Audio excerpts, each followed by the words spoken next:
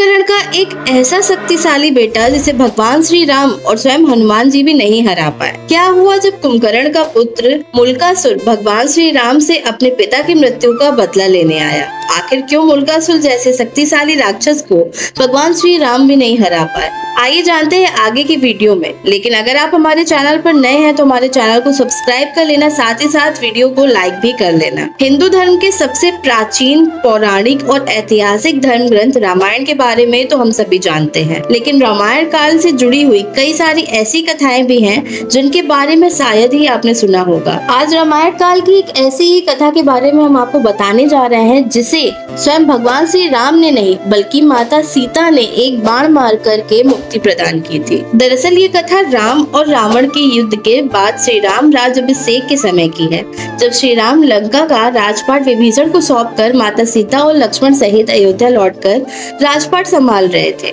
तभी भगवान श्री राम की राजसभा में विभीषण पहुंचे। विभीषण डर के मारे कांप रहे थे और बहुत भयभीत थे, हड़बड़ी में लगे हुए थे। सभा में प्रवेश करते ही वो भगवान श्री राम की वंदना करते हुए उनसे अपने प्राणों की भीख मांगने लगे। वो कहने लगे कि प्रभु मुझे मुल्कासुर से बचाइए। लंका में कुंभकर्ण का बेटा मुल्कासुर आफत ढा रहा है और ना तो वो लंका को छोड़ेगा और ना ही मेरे जीवन को और मेरे राजपाट को भी हड़प लेगा। भगवान श्री राम विभीषण की परेशानी देखकर चिंतित हो गए और उन्हें धैर्य धरने के लिए बोला। विभीषण ने श्री राम को पूरी बात बताई और कहा कि प्रभु आपने खुद रावण सहित सभी राक्षसों का वध किया था, लेकिन कुंभकर्ण का एक बेटा अभी भी जीवित है।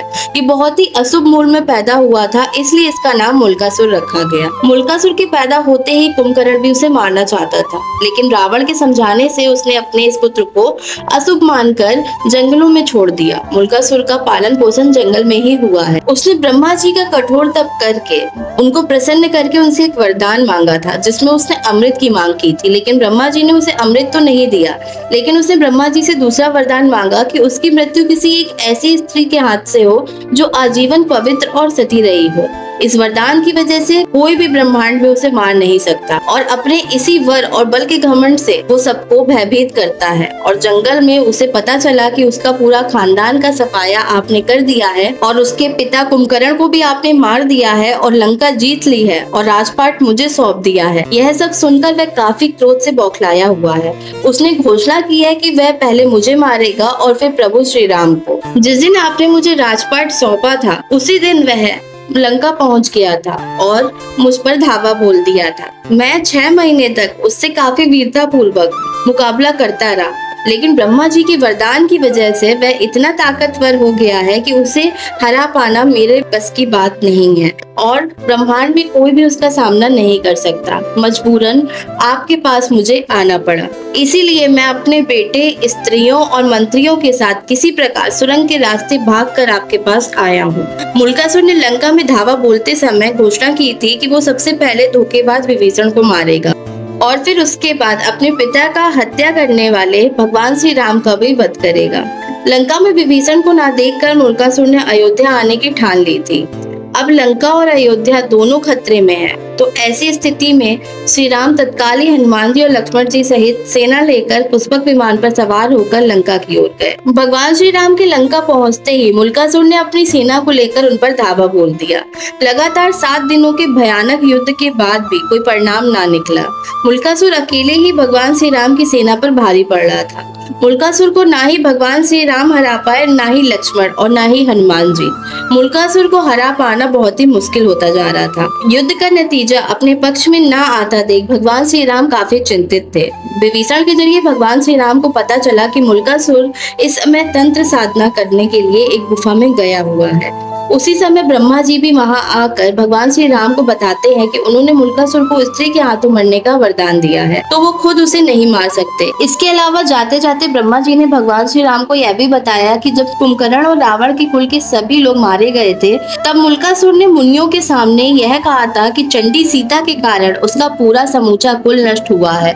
माता सीता के इस अपमान को सुनकर ऋषि मुनियों ने यह श्राप दिया था कि दुष्ट तूने जिसे चंडी कहा है वही सीता तेरी मृत्यु का कारण बनेगी, तो अब केवल माता सीता ही इसका वध कर सकती हैं, इसलिए इसके वध के लिए माता सीता को लंका आना ही होगा। यह जानकर मर्यादा पुरुषोत्तम रघुनंदन भगवान श्री राम ने हनुमान जी और गरुड़ को तुरंत ही पुष्पक विमान के साथ सीता जी को लेने भेजा। भगवान श्री राम के संदेश को सुनकर माता सीता तुरंत ही वहां से चल दी और भगवान श्री राम की आज्ञा अनुसार मुल्कासुर की गुप्त गुफा में जाकर उसकी तांत्रिक सिद्धियों को तहस नहस कर दिया। यह देखकर क्रोध में तमतमाया हुआ मुल्कासुर दांत खिटखिटाता हुआ युद्ध के मैदान में आ गया और युद्ध के मैदान में माता सीता की छाया चंडी सीता को देखकर गरज कर कहने लगा कि मैं औरतों पर मर्दानगी नहीं दिखाता, तू यहाँ से भाग जा। माता सीता ने उसे ललकारते हुए कहा कि मैं तेरी मौत चंडी हूँ। ऐसा कहकर चंडी सीता और मुल्कासुर आपस में घंघोर युद्ध करने लगे। मुल्कासुर और वहीं चंडी माता आपस में कई सारे दिव्यास्त्रों को एक दूसरे पर छोड़ रहे थे, एक दूसरे के दिव्यास्त्रों को लगातार काट भी रहे थे। यह युद्ध बहुत ही लंबे समय तक चलता रहा। आखिर में चंडी सीता ने चंडी अस्त्र से मुल्कासुर को धराशायी कर दिया। सभी राक्षस हाहाकार करते हुए इधर उधर भाग रहे थे। छाया सीता भी लौटकर सीता के शरीर में प्रवेश कर गई। दोस्तों, मुल्कासुर इतना शक्तिशाली था कि उसे भगवान श्री राम और स्वयं हनुमान जी भी नहीं हरा पाए। सिर्फ और सिर्फ माता सीता ने ही उसे पराजित किया। आपको इसके बारे में अगर पहले से जानकारी थी तो हमें कमेंट बॉक्स में जरूर बताएं। अगर वीडियो पसंद आया हो तो वीडियो को लाइक करें, इस जानकारी को सभी के साथ शेयर करें और कमेंट में सीताराम जरूर लिखें।